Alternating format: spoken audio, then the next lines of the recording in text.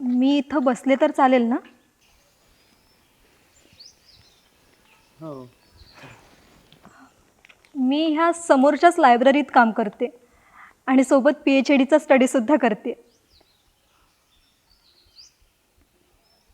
Sorry, मी तुमची privacy disturb करते का?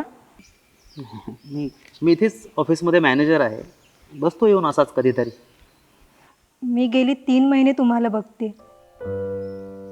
तुम्ही न चुकता दररोज ह्या वेळेला इथं येता. थोडा वेळ एकटेच बडबडता आणि जाताना रडकुंडीला आलेले असता. काल तर ढसाढसा रडलात. सॉरी, म्हणजे मी तुमच्यावर वॉच नाही ठेवत आहे. मी लायब्ररीत ज्या खिडकीजवळ बसते ना, ती नेमकी ह्या बाकड्यासमोर आहे. सो दिसतं सगळं. काल तुम्हाला फारच रडताना बघितलं म्हणून आज मुद्दामच आले. काल 8 मार्च. माणसाला कुठल्याही वयात मनसोक्त रडता आलं पाहिजे. रडलं की मोकळं वाटतं. काय कोंडलंय? गुदमरलंय? माणसाने वेळीच मोकळं होऊन वाहतं झालं पाहिजे.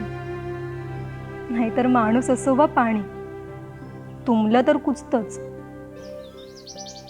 वयाच्या 36व्या वर्षी आपलं हक्काचा माणूस अचानक सोडून जातं ना, तेव्हा मनाला नाही कळत नेमकं काय झालंय.